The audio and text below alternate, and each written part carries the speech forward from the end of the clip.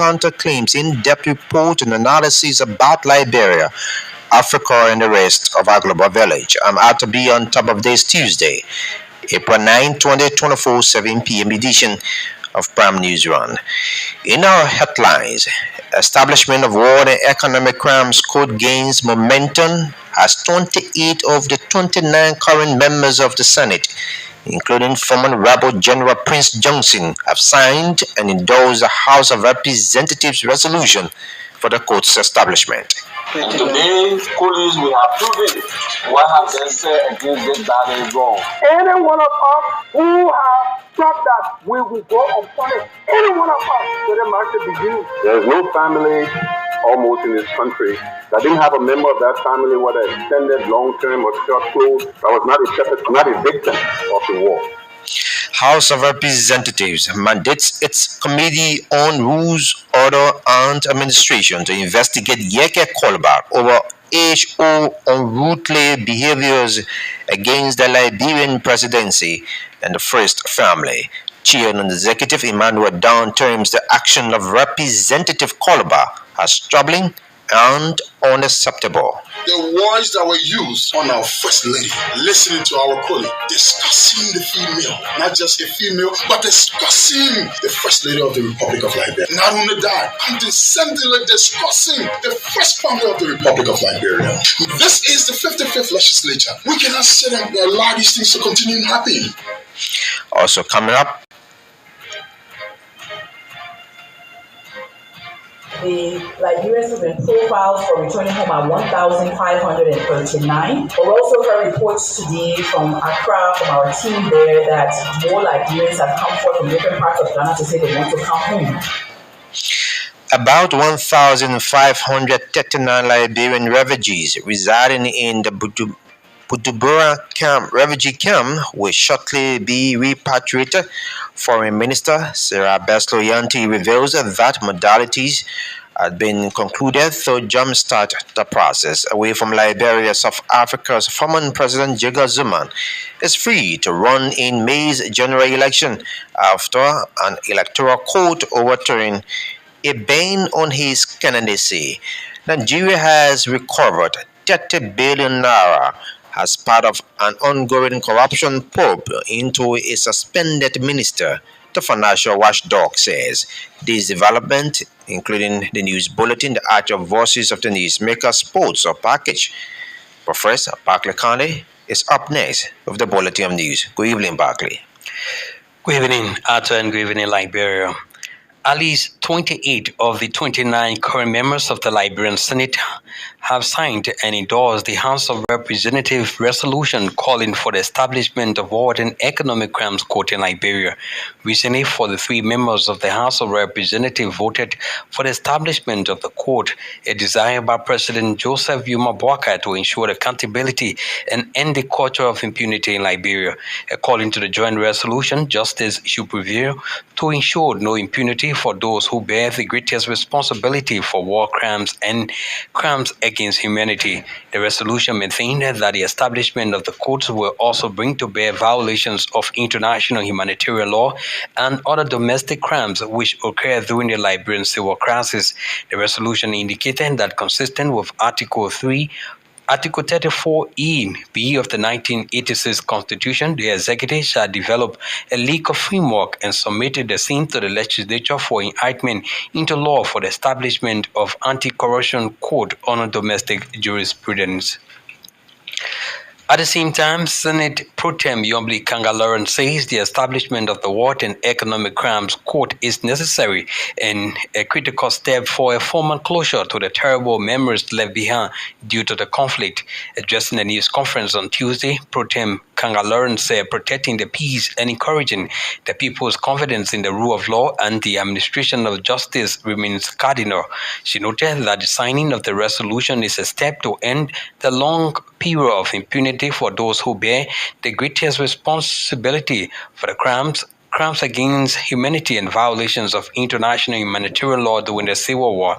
The pro-tem maintained that it is only by means of justice and accountability that they can help to promote reconciliation and healing in Liberia. At the same time, Senate pro-tem Yombli Kanga Lawrence stressed that establishing the code demonstrates their commitment to upholding the rule of law and ensuring that there is no impunity for serious crimes. The House of Representatives has ordered its Committee on Rules, Order and Administration to immediately investigate Masurado County District Number 10 lawmaker Representative Yeke Kollie into his unruly attitude against President Joseph Boakai and First Lady Katumo Boakai. The House plenary decision was triggered by a communication from Masurado County District Number 7 Representative Emmanuel Dan addressed to House Speaker Councillor J. Fonati Kofa during Tuesday's session. The House of Representatives termed as unacceptable Representative Koluba's recent outbursts and insult against President Joseph Boakai and his wife, something the lower house disclosed that it has questioned its integrity. Representative Dan termed Representative Koluba's outbursts against the first family troubling, indecent, and embarrassing and runs contrary to his rules. Rule 40.2 states that no member may introduce false information or unsubstantiated matter pretending that it is true, while Rule 42.1 states every member shall at any place keep the prestige and dignity of the House and refrain from undesirable acts. Representative Kollie is also on record for publicly insulting former President George Weah. Representative Dan's communication was forwarded to the House's Committee on Rules, Order and Administration to probe a report to the plenary in 1 week. Bon County District Number 6 Representative Muhammad Briggs Mensah and Chair of the House's Committee on Gender, Children and Social Protection has condemned acts of bullying and exposing a young female student to threats recently, saying through social media with Representative Yeke Kollie. Addressing the news conference on Tuesday, Representative Muhammad Briggs Mensah expressed deep concern over the viral photo featuring the girl in her school's uniform alongside Representative Kollie, describing it as disheartening and regrettable. The Bon County female lawmaker emphasized the emotional trauma inflicted upon the young girl due to the circulation of the photo and urged the public to refrain from such exploitative acts. She called on individuals, including a gentleman who during a radio talk show identified the circulation of the image, demanding an apology within 3 days for the distress caused the female. Representative Mensah at the same time described the disrespectful behavior of a colleague towards Madam Katumo Boakai, the wife of President Joseph Boakai, as frustrating and disheartening. The Liberian government says about 1,539 Liberian refugees are expected to return to the country following their refugee lives at the Bujumbura camp near Accra, Ghana. Recently, a Liberian delegation comprising the Ministry of Foreign Affairs and Liberia Refugee Repatriation and Resettlement Commission departed for neighboring Ghana, aimed at working out modalities for possible return of these Liberians who departed the country during the Civil War. Addressing Mika regular press briefing Tuesday, Foreign Minister Sarah Besloyanti said the move is to ensure a lasting solution for the return of the over 1,000 Liberians. Minister Yanti said President Boakai remains committed to addressing the plans of those Liberians who are expected to return home. Information Minister Jeremy Pia says the government will take decisive action in keeping with law against former government officials who fail to comply with its mandate to return all diplomatic or civil passports issued during the Weah's regime. According to Minister Pia, no former government official are above the laws of Liberia, such the state of lawlessness that existed during former President Weah's administration would not be accepted under the Boakai Kuma administration. Minister Pia maintained that no amount of resistance can reverse the government's decision to ensure those illegally in possession of Liberian diplomatic or civil passports adhere to regulations that govern the country's international image. Meanwhile, Foreign Affairs Minister Sarah Besloyanti has revealed that a team charged for the retrieval of Liberian diplomatic or civil passports has made a progress of 61% in the retrieval process. Labour Minister Councillor Kopokran has disclosed plans by the ministry to begin a special inspection exercise at various workplaces across the country. According to Councillor Kran, the trained and uniformed labour inspectors will conduct the rigorous inspection exercise beginning Wednesday, April 10, 2024. Minister Kran named Valley Work Permit, safety gears, and the minimum wage bill for employees of every entity as key components labour inspectors are expected to investigate during the exercise. For his part, Deputy Labour Minister for Manpower and Planning, Steve Kollie, said that the suspension or resignation of Bear Mountain General Manager Deborah Allen has demanded by aggrieved citizens is not within the purview of the ministry. Deputy Minister Kollie indicated that out of the 38 counts enlisted, 13 counts are labor-related cases as 3 counts have been resolved by the company. Minister Kopokra and Deputy Minister Steve Kollie spoke Tuesday when they appeared on the Prime Money Draft. The House of Representatives has summoned former and current heads of the Liberia Anti-Corruption Commission to appear before its plenary on next Tuesday, April 16, 2024.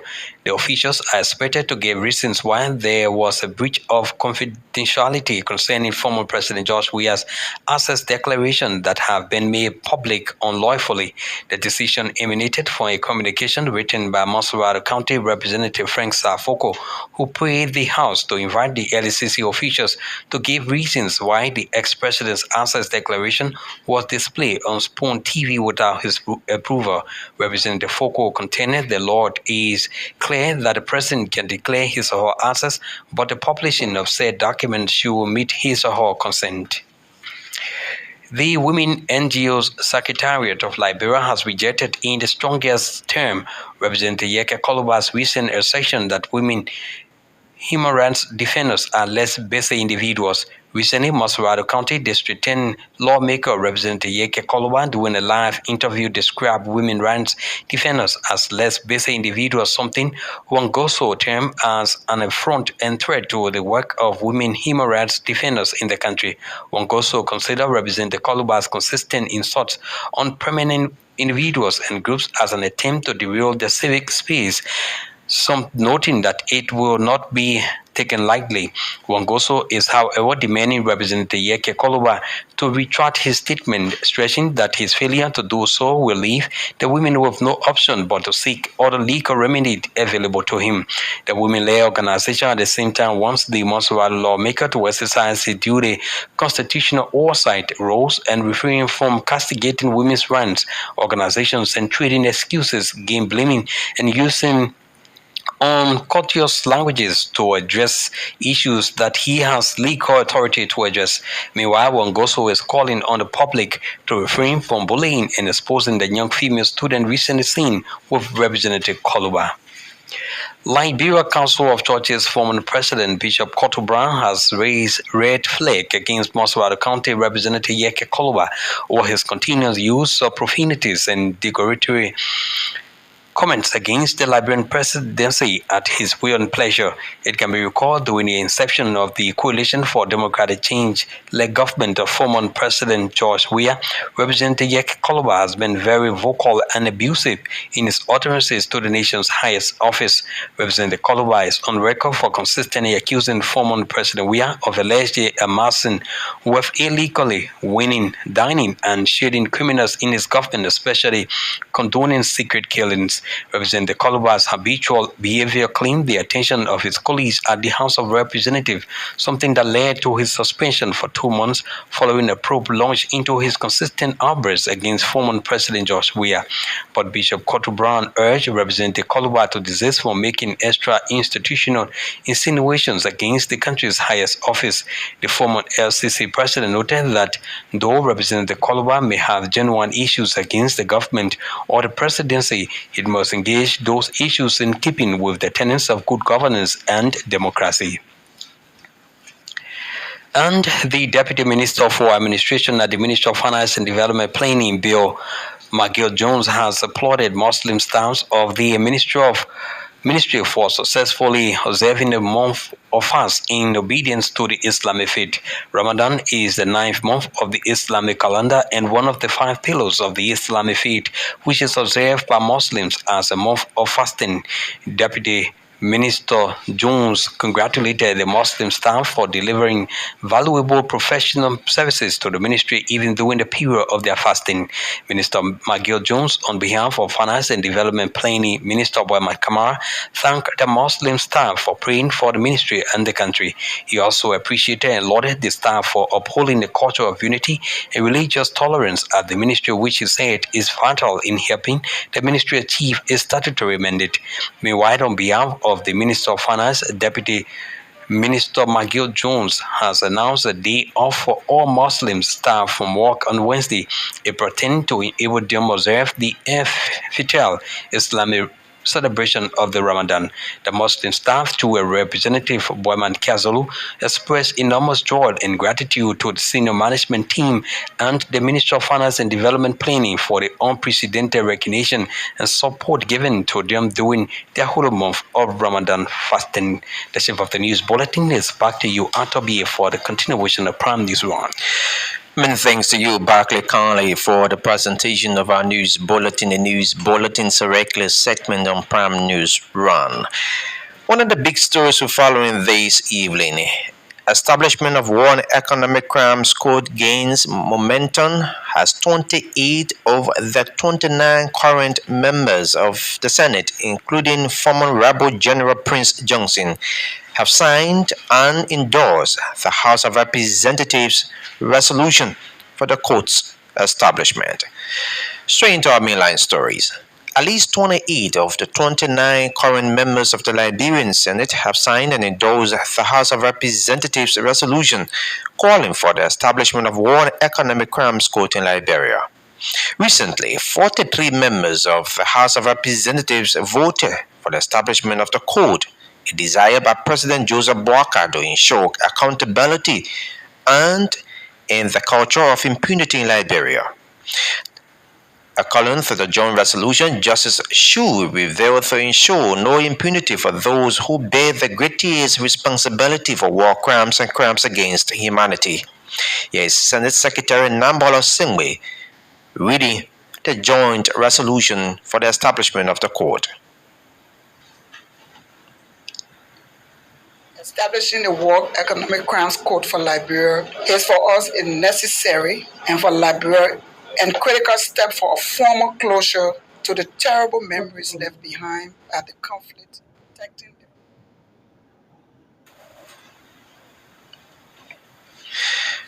We sincerely apologize, Nambolo Singwe. We can get that clip to this development. Senate Pro Tem Yomli Kanga Lawrence says that the establishment of the World Economic Crimes Code is necessary and a critical step for a formal closure to the terrible memories left behind due to the conflict. Establishing the World Economic Crimes Court for Liberia is for us a necessary and for Liberia and critical step for a formal closure to the terrible memories left behind at the conflict, protecting the peace and encouraging the people's confidence in the rule of law and administration of justice in our country. It is against this backdrop that we gather here today to inform the public about the Senate decision on the establishment of the World Economic Crimes Court for Liberia. This decision, we believe, will bring to the end the long period of impunity for those who bear the greatest responsibility for the crimes and crimes against humanity, other violations of international humanitarian law, and other domestic crimes which occurred during the Liberian Civil War. There is not a single Liberian who does not have an emotional story about the Civil War and who has not been affected by the war. We have heard all the cries, the appeals, and advocacies. We have read very sad stories and understand how difficult it has been for many to heal. Many have stayed and died in exile because they have not been able to see a sign of regrets and remorse for those devastating actions 21 years ago.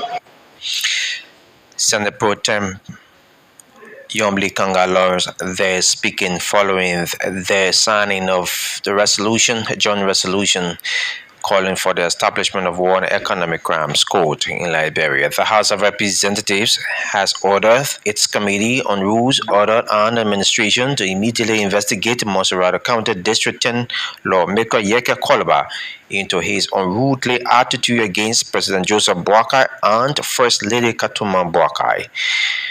The House plenary decision was triggered by communication from Monserrate County District 7 Representative Emmanuel Dan addressed the House Speaker Councillor J. Fonatikova during Tuesday's session.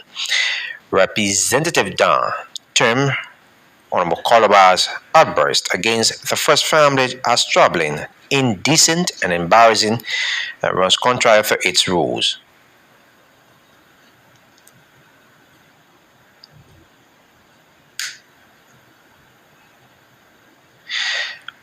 So we can get Emmanuel done. Information Minister Jeremy Pia says that the government will take decisive action in keeping with law against former government officials who fail to comply with its mandate to return all diplomatic or civil passports issued during the US regime. According to Minister Pia, no former government official are above the laws of Liberia, as such the state of lawlessness that existed during former President Weah's administration will not be accepted under the Boakai administration. Don't have any other passport. Only that expired passport, take it, get on the plane and pass on. You learn a very hard lesson. So it's like the normal political thing, anything that happens, people talking and condemning and trying to be in arms. This country will be okay. The state of lawlessness that has been here in the past 6 years will stop. And no amount of jumping around when decisions are taken will lead to repression. The other minister writes 61% compliant level. Doesn't it tell you that besides maybe the 1 or 2 person who are making noise, that the others are contained, that is the right thing to do? Why do you give people passport for 6 years? And not just them, their families, their cousins, their all kind of different categories of people associated with them. If you didn't believe that that was putting us as a country at risk, think about that. The Minister of Foreign Affairs, in our mind, took the right decision. I want to thank those who cooperated. I want to add my voice in thanking the team that is together here for the wonderful job they've done. All of us should capture these kinds of examples. When they give you a piece of work to do it with integrity, do it with upward credibility, because in the end, it's for Liberia.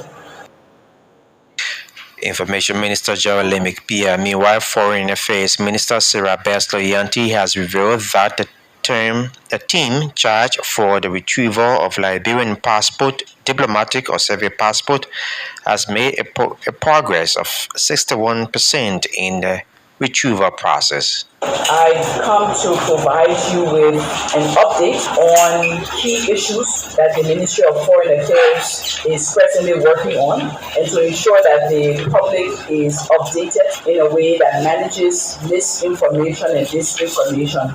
As you can recall, we did come on the same platform to share with you that we were strengthening our processes for managing passports, and we were taking steps that would ensure that we strengthen the integrity of our passports. And following that, we started a process where we set up a team in the Ministry of Foreign Affairs, and that team has been engaging with those who had 6-year privileged passports, which is diplomatic, official, and service passports. And that team commenced their work ensuring that all those entitled to those passports had a replacement in a timely manner.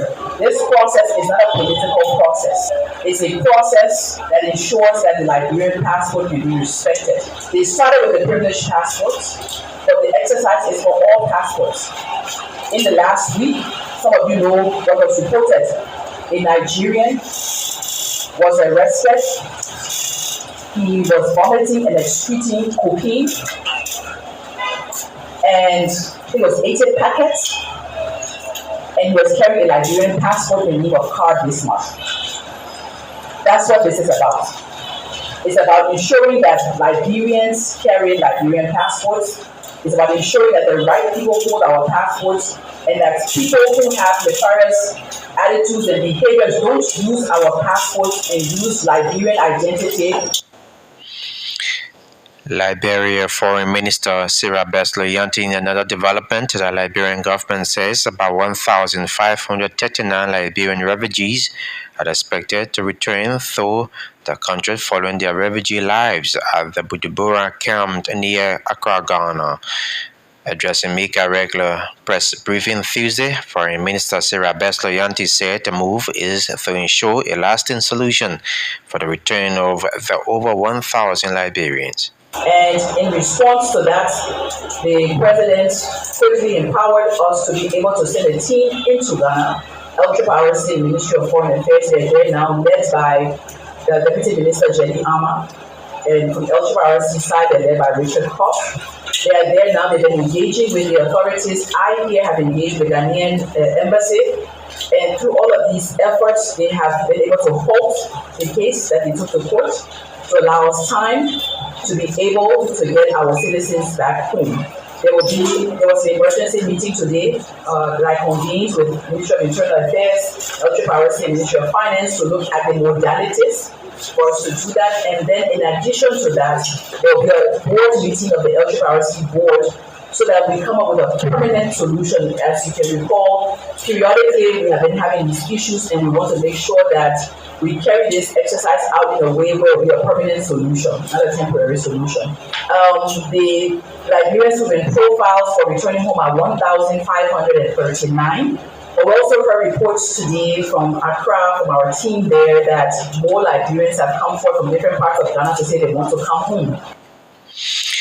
Liberia's Foreign Minister Sarah Besloyanti. At this juncture, we join Michael Solomon for the latest in the world of sports. Good evening, Michael. Good evening, Arthur, and good evening, Liberia. The 2023 National County Sports Meet will commence on Sunday, 14 April, across 4 venues in River G, Montserrat, Nimba, and Mangibi counties. In River G, in Group A, we have River G, Maryland County, and Sino. Maryland will take on Sino at 2 o'clock in the football category, and River G will take on Grand Judah County at 4 p.m. in the football category to close the day's fixture. In Group B, host Montserrat, Cape Mount, Bombing, and Bapolu. Cape Mount will take on Bombing County at 2 o'clock in the first fixture, where Montserrat County will close the day's fixture when they take on Bapolu County exactly 4 o'clock. In Group C, that will be hosted in Nimba County. Nimba also have River G, that's River Cess, in Grand Crew County, and Bon County. River Cess will take on Grand Crew County at 2 o'clock. Nimba will close the day's fixture with Bon County at 4 o'clock. In Group D, to be hosted in Mangibi County, we have Mangibi, Grand Bassa, and Lufa County. And the only game on the day will see Mangibi County take on Grand Bassa County. Away from Liberia, very briefly, the UEFA Champions League is currently in action, and at the Santiago Bernabeu is Real Madrid 2, Manchester City 1, with just 29 minutes on the clock. At the other venue, we have Arsenal 0, Bayern 1. Well, Arthur, that's the very latest from our sports desk. Back to you for continuation.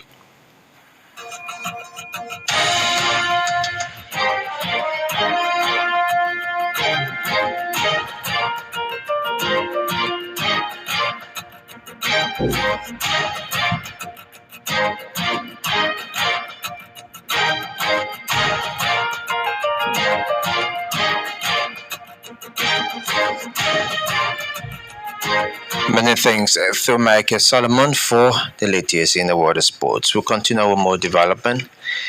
Labour Minister Councillor Kobokra has disclosed plans about the ministry to begin a special inspection exercise at various workplaces across the country. He has been speaking when he appeared on the Prime Money Drive. So we can get this clip.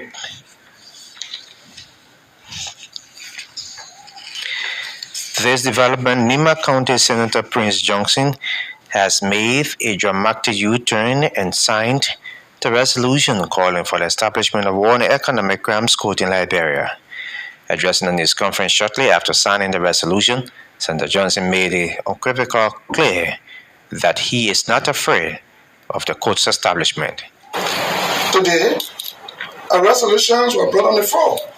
You all were there. It was sent from the lower house. Nimba County that I represent is a county, it's not an individual. So bring the resolution to the county seat or office to either reject putting signature or accept to fix the signature of whoever represents the county. They did not do that. They did it like a conspiratorial maneuvers, which are considered to be. That's why in the president, when all of the counties are signed, but when the three committees were named by one of the senators to be, when the Internal Affairs Committee was named to be included, the pro tem Yombi Kanga said, no, it shouldn't be included. But the committee had 9 or 10 members. So the committee is not Prince Johnson. If I had to recuse myself, because the whole thing had to do with me, then what about the other people that know and why they couldn't go there? They completely left off the committee that comprised of 9 or 10%. Today again, yesterday, they started signing secretly in the pro tem office. And they left out Nimba County. That's what I asked, where is Nimba? I demanded the report to be brought to me. And in your presence, the 4 estate I signed, but before fixing my signature, I said, I want to know what happened to the 300 babies from Nimba. Who took them from their mother bosom, brought them to Liberia, Monrovia, and dumped them in a well upside down Duper Road? What happened to our people in the Lutheran Church? About 600 of them. Who entered there and killed them? Who entered the Greystone compound, where you got a new American embassy now, and slaughtered all of our people? Who laid a blockade to JFK and slaughtered all of our people that were on the beaches there? I want to know. But if you want to deal with the recommendation of the TRC to go after those people, that is wrong, because the Supreme Court have ruled. That's what I've been saying. If you want to bring a war crime court, the best thing to do is to write the United Nations directly, so that the UN can send their investigation team to go all over again to the counties. Nimba County Senator and former Rebel General Prince Johnson there speaking when he made a dramatic U-turn and signed onto the resolution calling for the establishment of one economic crimes court in Liberia. The Elections Coordinating Committee says all is now set for the observation of the senatorial by-election in Nimba and the legislative election in District 1 Grand Juda County on April 23, 2024. ECC Chairman Councillor Oscar Blow disclosed that observers of the committee have been deployed in several parts in Nimba and Grand Juda counties. Once the NEC has announced the pending elections on the April 20th, the ECC has been prepared to conduct observation training and to deploy observers across the county to observe that election, which will be highly contested. We are equally doing our training in preparation to observe in Grand Juda County. So due to the financial difficulty we now experiencing, we will not be deploying the same number of observers as we did for the presidential elections. We'll be deploying in the electoral districts, but observing strategic parts of the county that we know have had some history of electoral violence and the tendency for disruptions during the voting process. We've been engaged with as both. Councillor Oscar Blow is the chairman of the Elections Coordinating Committee. Has Muslims in Liberia prepared to join Muslims from around the world to end the whole month of Ramadan? Liberia's Grand Mufti is calling on Muslims to consider praying for peace and socio-economic growth of Liberia, especially the country's leadership. Sheikh Abu Bakr Samaro said Muslims should converge at the various places of worship and share with fellow Liberians, especially those who cannot afford daily meals. We already make serious meeting before today and during the month of Ramadan, and we have concluded that some of the key points have to be included in the preaching on the Eid day. On top of them, the issue of the drug that is threatening the future of our children, and also the issue of the immorality that is going on here and there. And also, we want to preach against the discrimination that between the people and some people, and we want to preach against anything that may cause misunderstanding and may threat our peace and tranquility that in the country. That will be some of the issues that will be included in the sermon on prayer day. Liberia's Grand Mufti Sheikh Abubakar Sumaro, the founder of the Better Future Foundation, has expressed support for the Assets Retrieval Committee set up by Liberian President Joseph Boakai. Reverend Augustine Kollie, who is also the Deputy Secretary General of the Civil Society Human Rights Advocacy Platform of Liberia, stressed the need for the Asset Retrieval Committee to carry out its tasks in keeping with law. Incumbent President Joseph Gima Boakai Sr. and his government to endeavor in creating a Liberia for all Liberians by ensuring that the social, economic, and political opportunities, including the natural resources of the state, equitably benefit all citizens without discrimination, and the dispensation of social justice for all. Success or failure in national governance solely depends on effective policies formulation and its impartial implementation with focus on commitment and dedication to enhancing the social economic livelihood of all citizens, particularly the underprivileged. As a country, Liberia's foundational principles, which are laid out in the nation's constitution and the Pledge of Allegiance, must never be compromised in national governance, and the dispensation of justice for all, as well as accountability, transparency, and probity. Accordingly, our insistence on the need to embrace practices such as asset declaration and asset recovery by Liberian public officials must not be seen as a wish hunt, but fulfillment of state and international obligations. Asset declaration, which is part of Liberia's fight against endemic corruption, is in line with Chapter 4 of the United Nations Convention Against Corruption, UNCAC, Goal 16.4 of the United Nations Sustainable Development Goals, and the commitment under the Addis Ababa Action Agenda for Financing for Development, a historic pledge endorsed by head of states and government at the 28th African Union Summit held on 15 July 2015. Today's development, the House of Representatives has ordered its Committee on Rules, Order, and Administration to immediately investigate Monserrate County District 10 lawmaker Yeke Kolba into his unruly attitude against President Joseph Boakai and First Lady Katumba Boakai. The House plenary decision was triggered by a communication from Monserrate County Electoral District 7 Representative Emmanuel Dan, addressed to House Speaker Councillor J. Fonatikova during Tuesday's session.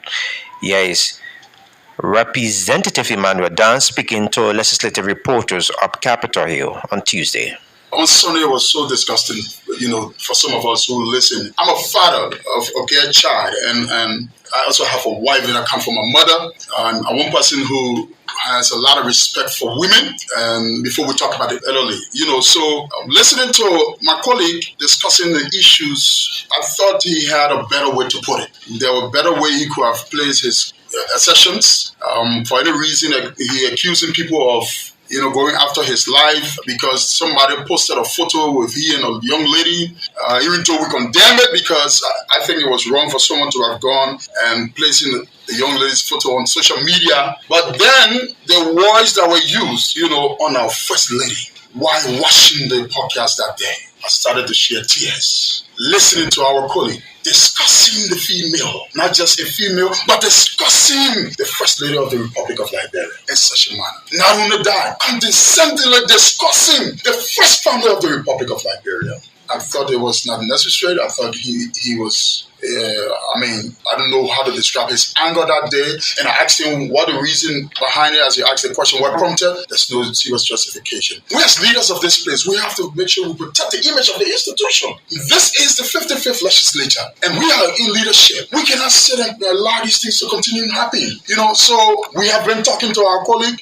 Since I came here, I try to build a relationship with him. We always talk to him. Listen, you have issues. This is the proper way to discuss it. You cannot go as far as, discussing the first family, the first lady of the Republic of Liberia in such manner. And so it hurt me a whole lot. And as a member of this legislature, I thought to raise the issue so leadership can take charge. And then, like you said, the suspension, I said appropriate action. So after investigation, to know what prompted his action. Meanwhile, Bong County District 6 Representative Muhammad Briggs Menza and chair on the House's Committee on Gender, Children and Social Protection has condemned acts of bullying and exposing a young female student to threats recently seen through social media with Representative Kollie. My attentions as chair of Gender Committee have been drawn to two issues. The first is concerning the little girl, the photo that is trending on Facebook about a little girl in a uniform with Kollie. It's disheartening, it's frustrating, and it is regrettable that we will have people using young girls and other things, their photo to make publicity out of it.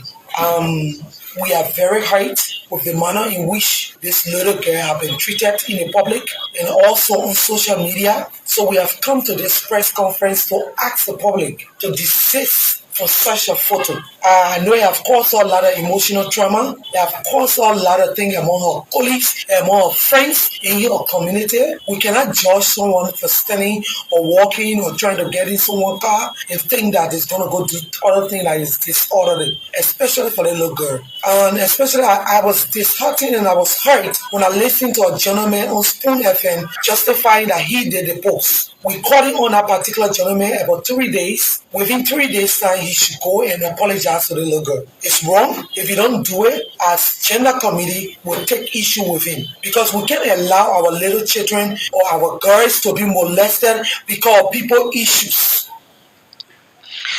Bong County Electoral District 6 Representative Muhammad Briggs Menza, there speaking earlier on, you heard District 7 Representative of Masorata County, Emmanuel Dan, also speaking at this juncture region, Barclay County for Foreign Development. South Africa's former President Jacob Zuma is free to run in May's general elections after an electoral court overturned a ban on his candidacy. Last month, the Electoral Commission barred him over a contempt of court conviction. It argued the Constitution prevented people from holding public office if convicted of a crime and sentenced to more than 12 months in prison. Mr. Zuma, 81, has been campaigning for the new Konzo Wisazi Party, a former style of the governing African National Congress, ANC. He is a controversial figure and served as president from 2009 until 2018, when he had to step down because of corruption allegations. He was sentenced to 15 months in jail in 2021 for failing to testify in a corruption allegation, though he only served 3 months on health grounds. And Nigeria has recovered 30 billion naira, $24 million, 19 million pounds as part of an ongoing corruption probe into a suspended minister, the financial watchdog says. The funds were traced to more than 50 bank accounts. It said Humanitarian Affairs and Poverty Alleviation Minister Bita Idu was initially suspended in January over the alleged diversion of $640,000 of public money into a personal bank account. President Bola Tinubu then ordered an investigation into her ministry. At the time, Dr. Idu, 37, denied any wrongdoing.